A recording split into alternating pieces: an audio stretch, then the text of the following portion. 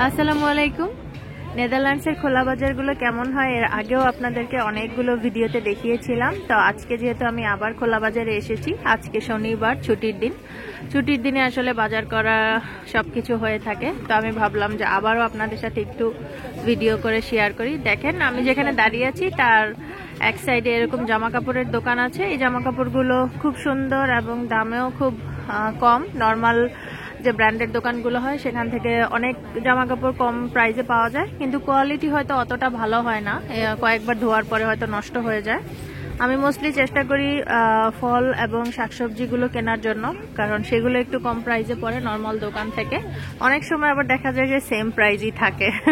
তবে একটা সুবিধা হচ্ছে যে এখানে ভ্যারাইটিগুলো একটু বেশি পাওয়া যায়। অনেক বড় বড় দোকান বসে, অনেক বেশি পরিমাণে বসে। আর দেখেন প্রচুর ভিড়, সবাই আসে এই ফার্মার্স মার্কেটগুলোতে। তো এখানে অনেক ধরনের ফল পাওয়া যাচ্ছে। আজকে আমি কিছু ফল কিনেছিলাম। আজকে আমি ভেবেছি যে আমার প্রতিবেশীদের ইফতার দিব, তো সেই জন্য যেহেতু রোজার দিন চলছে, চেষ্টা করি রোজার সময় কয়েকবার প্রতিবেশীদের সাথে ইফতার শেয়ার করতে। তো ভাগাভাগি করে আসলে রোজার মাসে ইফতার খাওয়া আর মজাই আলাদা। তো আজকে কিছু ফল নিব এখান থেকে। তো এখানে তরমুজ পাওয়া যাচ্ছে, আপেল পাওয়া যাচ্ছে। আমি অলরেডি আসলে ইলহামের আব্বুকে ভেতরে পাঠিয়ে দিয়েছি ফলগুলো নেওয়ার জন্য। আমি এই সাইডে দাঁড়িয়ে আছি বাচ্চাদের নিয়ে, কারণ ভেতরটাতে আসলে এত মানুষ যে ভিড় করাটা অন্যদেরকে ডিস্টার্ব করা হয়। তো দেখেন কয়েক ধরনের মাশরুম পাওয়া যাচ্ছে।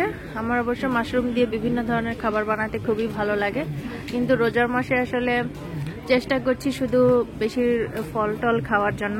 ভাজা পোড়া খাবার একটু কম খাবো, কারণ রোজার সময় দেখা যায় যে একটু ভাজা পোড়া খেলে অ্যাসিডিটির সমস্যা হয়ে যায়। তো যাতে অন্য রোজাগুলো সুস্থভাবে রাখতে পারি, সেজন্য নিজেকে সুস্থ রাখার চেষ্টা করছি।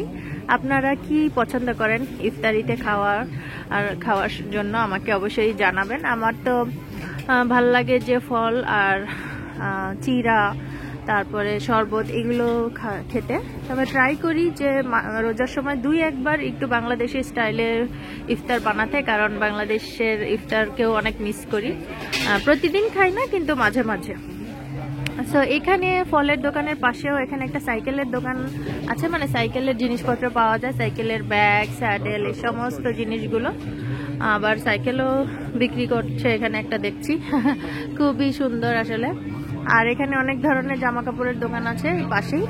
জামা কাপড়গুলো আসলে কতটা দামি বা কম দামি হবে সেটা বলা যাচ্ছে না। অনেক সময় দেখা যায় যে নর্মাল যেই ব্র্যান্ডের দোকানগুলো থাকে সেই দোকানের সমসাময়িক দাম থাকে, আবার অনেক সময় অনেক কম দামেও পাওয়া যায়। তবে চেষ্টা করলে অনেক ভালো